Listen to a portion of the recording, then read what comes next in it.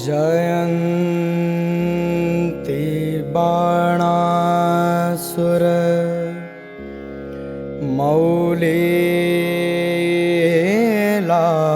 मौलिलालिता दशास्य चूडामणि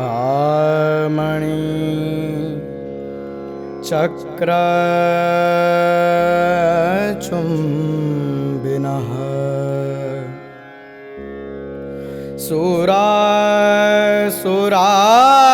सुरासुराधीश शिखान्त शायिनो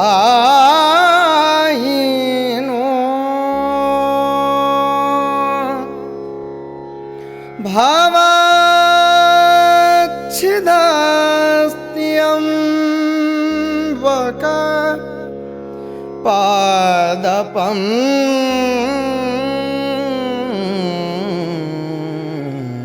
सवः। महामाया तुम्हें पुकार रही है। महामाया तुम्हारी माता है। माता की लाज रखो। अमृत पुत्रों, प्रेंत दस्यु आ रहे हैं। अमृत के पुत्रों, मृत्यु का भय मिथ्या है। कर्तव्य में प्रमाद करना पाप है। संकोच और दुविधा अभिशाप है। वो सहस्त्र फण अजगर के फूंकार के समान कौन गरज रहा है?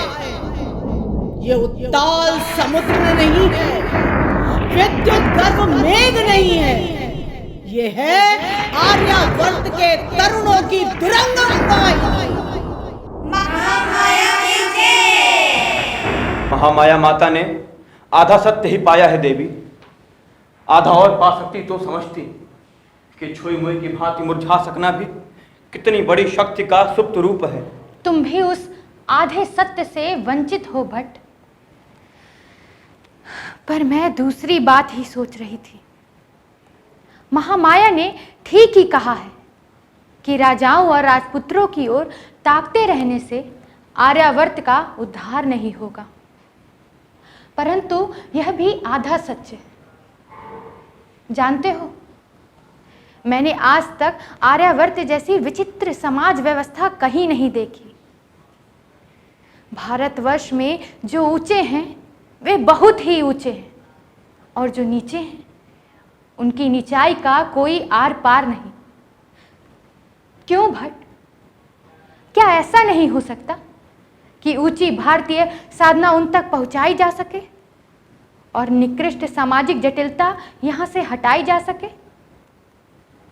जब तक यह दोनों बातें साथ साथ नहीं हो जाती तब तक शाश्वत शांति असंभव है।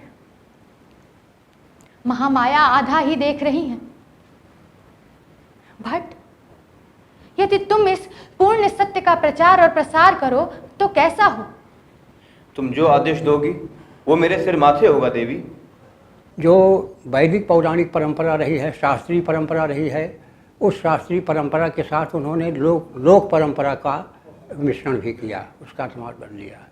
और इसलिए उनके चिंतन में लोक जीवन का यथार्थ है, मानवतावाद है, मनुष्यता के पक्ष में खड़े दिखाई पड़ते हैं।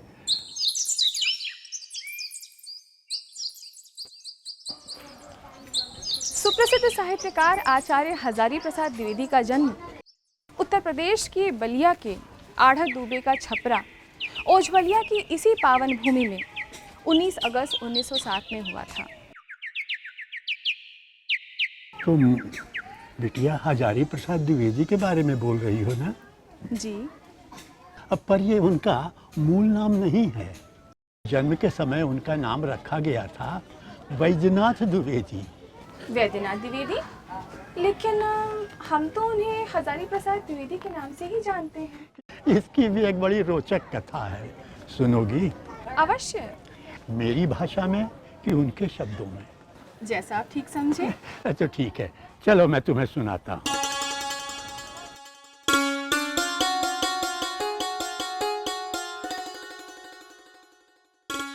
जिस दिन मेरा जन्म हुआ उसी दिन किसी मुकदमे में विजय में घर वालों को 1200 रुपये मिले। उसकी खुशी में मेरा मूल नाम भुलवा दिया गया और मदरसे के रजिस्टर से लेकर विशाल भारत के पन्नों तक में 200 रुपये को कम करके 1000 रुपये की स्मृति को ढोने वाला हतभाग्य नाम इतना प्रसिद्ध हुआ कि लक्ष्मी देवी ने क्रोधवश शाप दे दिया, हजारी तो से आगे तुम इस जन्म में नहीं बढ़ सकते। बुजुर्गों ने जो उन्हें नाम दिया था वो जबरदस्त घटना के कारण विस्मृति के अपार सागर में डूब गया। कहीं से घर वालों को 1000 रुपये की आमदनी हो गई और जनसाधारण ने इस अपरंपार धनराशि के ऐतिहासिक महत्व को स्थायी बनाए रखने के लिए हजारी नाम दे दिया। आदमी बुरा नहीं है, थोड़ा कृतज्ञ भी है। डेमोक्रेसी के इस खतरे के युग में भी जनसाधारण के दिए नाम को वो जनता का प्रसाद समझकर अब भी ढोए चला जा रहा है। तो ऐसा है हजारी प्रसाद। देखो बिटिया, यही है बसरिकापुर का मिडिल स्कूल। यहीं से द्विवेदी जी की पढ़ाई शुरू हुई थी। अच्छा। और हाँ, यहीं से उन्होंने मिडिल क्लास का इम्तहान फर्स्ट डिवीज़न में पास किया था। वाह। आओ अब आगे चलें।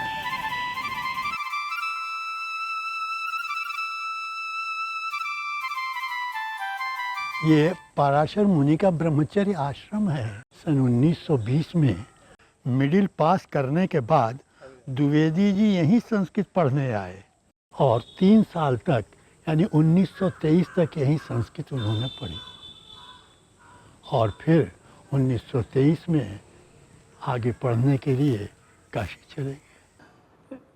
मुझे संस्कृत पढ़ने काशी भेज दिया गया। बात यूँ हुई कि मैं संस्कृत कॉलेज में पढ़ता था। इतना आप ध्यान रखें कि हिंदू विश्वविद्यालय का संस्कृत कॉलेज न होता तो मैं शायद कुछ भी नहीं पढ़ सकता था।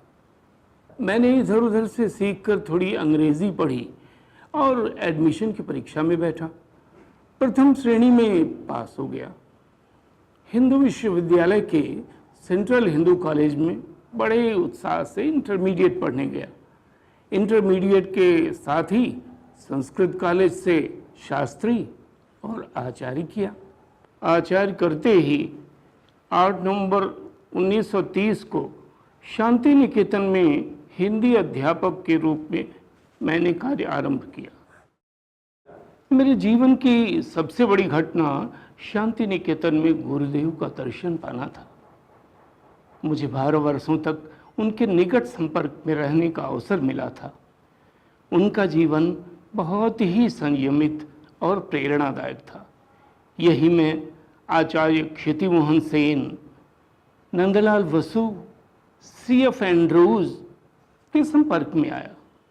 शांति निकेतन में द्विवेदी जी 1930 से 1950 तक 20 वर्षों तक रहे। यहीं रहते हुए उन्होंने अभिनव भारतीय ग्रंथमाला का संपादन 1940 से 1946 तक, विश्व भारती पत्रिका का संपादन 1941 से 1947 तक किया। 1946 में वे अखिल भारतीय हिंदी साहित्य सम्मेलन के कराची अधिवेशन के साहित्य परिषद के अध्यक्ष रहे। 1948 में वे अखिल भारतीय ओरिएंटल कॉन्फ्रेंस के दरभंगा अधिवेशन के हिंदी विभाग के सभापति रहे। 1945 से 1950 तक वे विश्व भारती के हिंदी भवन के संचालक रहे। 1949 में लखनऊ विश्वविद्यालय ने उनके सम्मानार्थ उन्हें डॉक्टर ऑफ लिटरेचर की उपाधि से सम्मानित किया। शांति निकेतन काल में ही द्विवेदी जी ने अनेक ग्रंथों की रचना की। 1930 के आसपास उनका सूर्य साहित्य प्रकाशित हुआ। 1940 में हिंदी साहित्य की भूमिका, 1941-42 में उनकी प्रसिद्ध आलोचना कबीर का प्रकाशन हुआ। 1946 में उनके प्रसिद्ध उपन्यास बाणभट्ट की आत्मकथा का प्रकाशन हुआ।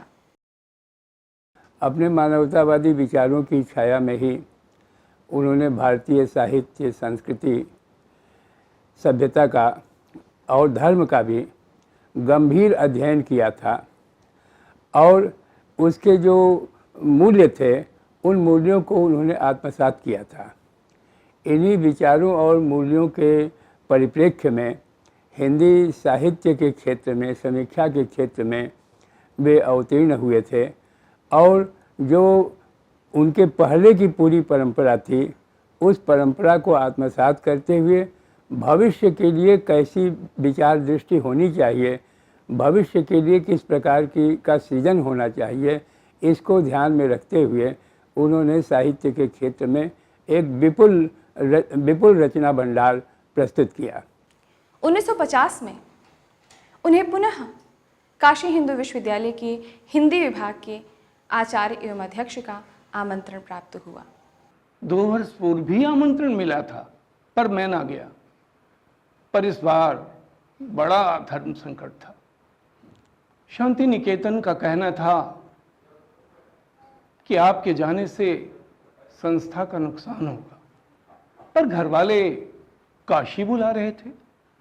अब अंतर्यामी जो कहे सो ठीक, पर अंतर्यामी चुप, न राम न गंगा। मैंने बहुत विनय की कि बाबा कुछ तो बताओ, काशी जाना है। काशी जो मेरा स्वप्न है, जिसके एक एक कण में आकर्षण है, एक एक दर्शन में उन्माद है, गंगा की मनोहर उर्मियों में दहत वायु है।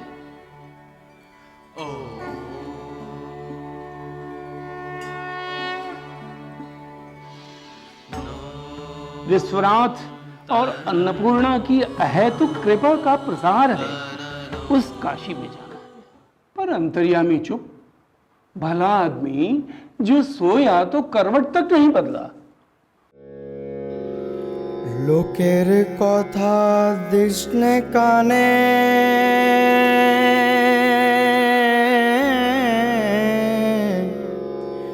ঘিরিসনে আর হাজারে টানে, যেন রে তোর হৃদয়ে জানে, হৃদয়ে তোর আপনি রাজা,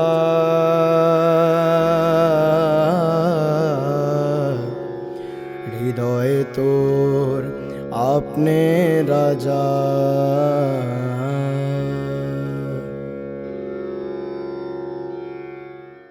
अब अंतर्यामी भी जागे। फिर गुरुदेव बोले मत जाओ, सब कुछ तय हो गया। जो बात स्वार्थ की दृष्टि से इतनी उलझी हुई लग रही थी, वो कर्तव्य की दृष्टि से एकदम साफ हो गई। इसमें सोचना क्या है भला? मेरे लिए दोनों संस्थाएं ही आराध्य हैं, दोनों का लक्ष्य एक है। फिर मेरे अंदर कर्तव्य का द्वंद्व क्यों उपस्थित हो? अब चलो काशी। हजारी प्रसाद द्विवेदी का मानना था कि मनुष्य ही साहित्य का लक्ष्य है और लक्ष्य की पूर्ति के लिए ही हम देखते हैं कि उन्होंने जो भी ग्रंथों की रचना की, चाहे वह अनामदास का पोथा हो या कबीर दास हो या बाण भट्ट की आत्मकथा हो, सब जगह उनका यह लक्ष्य जो है वो पूरा होता हुआ दिखाई देता है। 1950 में द्विवेदी जी काशी आ गए और इसी वर्ष उनकी पुस्तक साहित्य का साथी का प्रकाशन हुआ और लखनऊ विश्वविद्यालय में साहित्य का मर्म इस विषय पर उनके 3 व्याख्यान हुए। 1952 में बिहार राष्ट्रभाषा परिषद पटना में उन्होंने हिंदी साहित्य के आदिकाल पर 5 व्याख्यान दिए, जिनका संग्रह बाद में हिंदी साहित्य के आदिकाल के नाम से किया गया। इसी काशी काल में ही हिंदी साहित्य, कल्पलता, विचार प्रवाह आदि कृतियाँ प्रकाशित हुईं। 1952 में उन्होंने काशी नागरी प्रचारिणी सभा के हस्तलेखों की खोज की। 1954 में साहित्य अकादमी से प्रकाशित नेशनल बिब्लियोग्राफी का निरीक्षण किया। 1950 से 53 तक विश्व भारती विश्वविद्यालय की एग्जीक्यूटिव काउंसिल के सदस्य रहे। 1952-53 में वे काशी नागरी प्रचारिणी सभा के अध्यक्ष रहे। व्यक्ति मानव की समस्याओं को हल करना ही आज पर्याप्त नहीं है। समाज मानव की समस्या ही हमारे विचारकों को अधिक व्याकुल और चिंतित किए हुए है। इसीलिए यदि हम आज की इस दुनिया की प्राथमिक आवश्यकताओं की पूर्ति नहीं करते हैं तो बड़ी बड़ी साधनाएं निरर्थक हैं, एकदम निरर्थक। ये बात बहुत गौर करने की है कि नामवर सिंह, शिव प्रसाद सिंह, केदारनाथ सिंह, काशीनाथ सिंह और मैनेजर पांडे जैसे यशस्वी शिष्य हजारी प्रसाद द्विवेदी की वजह से हिंदी साहित्य संसार को उपलब्ध हुए और इन शिष्यों ने किस कदर अपनी आधुनिकता और प्रगतिशीलता में अपने गुरु को इंडोर्स किया है, उन्हें एसर्ट किया है, उन पर इसरार किया है, ये भी बहुत ध्यान देने की बात है। 1955 में द्विवेदी जी अखिल भारतीय हिंदी परिषद के अध्यक्ष हुए और इसी वर्ष राजभाषा आयोग के राष्ट्रपति द्वारा मनोनीत सदस्य हुए। 1957 में द्विवेदी जी को राष्ट्रपति द्वारा पद्म भूषण उपाधि से सम्मानित किया गया। 1960 में द्विवेदी जी ने काशी छोड़ दी। 1960 से 1967 तक वे पंजाब विश्वविद्यालय चंडीगढ़ में हिंदी विभाग के आचार्य एवं अध्यक्ष रहे और इसी काल में उनकी प्रसिद्ध कृतियाँ कुटज, कालिदास की लालित्य योजना और चारुचंद्र लेख जैसी कृतियाँ प्रकाशित हुईं।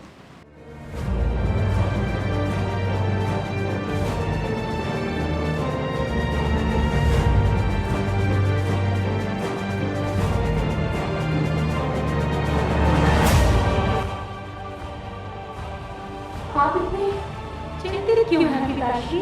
मैं किंचित मात्र भी चिंतित नहीं हूँ बेटी। शस्त्र बल से हारना नहीं है, आत्मबल से ही हारना वास्तविक पराजय है। बेटी, सारा का सारा देश विदेशियों से आक्रांत हो जाए, मुझे रंच मात्र भी चिंता नहीं होगी यदि प्रजा में आत्मविश्वास बना रहे, अपने गौरवमय इतिहास की प्रेरणा जागृत रहे। देवदारू शीर्षक निबंध में उन्होंने कहा, इस देश में लोग पीढ़ियों से सिर्फ जाति देखते आ रहे हैं, व्यक्तित्व को न देखने की आदत है न परख। संत लोग चिल्लाते चिल्लाते थक गए। मोल करो तलवार को, पड़े रहने दो म्यान। अगर तलवार बंधी रह गई, म्यान के मोल भाव से बाजार गर्म है। व्यक्तित्व को यहाँ पूछता ही कौन है?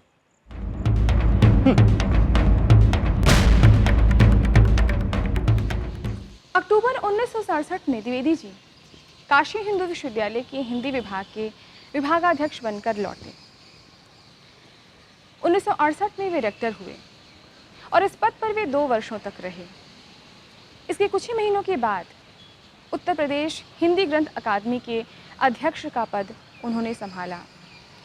बाद में हिंदी संस्थान की पुनर्गठन के पश्चात उन्होंने इसके उपाध्यक्ष का पद भी ग्रहण किया। इस बीच उनके 2 उपन्यास प्रकाशित हुए। 1973 में पुनर्नवा और 1976 में अनाम दास का पोथा।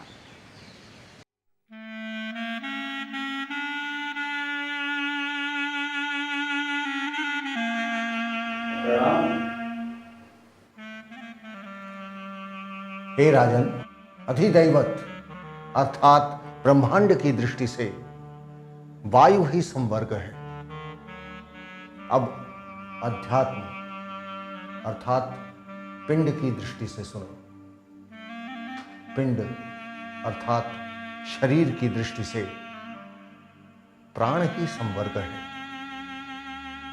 राजन, ब्रह्मांड के 4 देवता अग्नि, सूर्य, चंद्र, जल तथा वायु मिलकर के 5 होते हैं। इसी प्रकार पिंड की इंद्रियां वाणी, चक्षु, श्रोत, मन तथा प्राण मिलकर भी 5 होते हैं। ये सब 10 हैं और ये 10 मानो कृत है। इन्हीं में संपूर्ण विश्व का प्रपंच खेल रहा है। जो इसे जानता है वो दृष्टारूप में विचरण करता है, संसार में भोक्ता होकर जीता है। 1979 के आरंभ में द्विवेदी जी गंभीर रूप से अस्वस्थ हुए और उन्हें चिकित्सा के लिए दिल्ली के अखिल भारतीय आयुर्विज्ञान संस्थान ले जाया गया, जहां 18 मई 1979 को उनके भीतर का देवता महाकाल में विलीन हो गया। मैं क्या कहूँ, कभी कभी आँख में आंसू आ जाते हैं। बड़े बुजुर्ग जब रहते नहीं हैं तब तकलीफ़ होती है कि क्या हाल होता है, लेकिन मैं बहुत तकलीफ़ में हूँ। जब उनका दिन आता है तो मैं कष्ट में पड़ जाती हूँ। कोई भोजपुरी बोलने वाला नहीं है, मैं क्या कहूँ, अपनी किस तरह से अपना कष्ट आपको कहूँ, मैं बता नहीं सकती। मैं साहित्य को मनुष्य की दृष्टि से पक्षपाती हूँ। जो वाग्जाल मनुष्य को दुर्गति, हीनता और परमुखापेक्षिता से बचा न सके, जो उसकी आत्मा को तेजोदीप्त न बना सके, जो उसके हृदय को पर दुख कातर और संवेदनशील न बना सके, उसे साहित्य कहने में मुझे संकोच होता है। ये मनुष्य ही वास्तविक लक्ष्य है। ऐसे सांस्कृतिक पुरुष को शत शत नमन।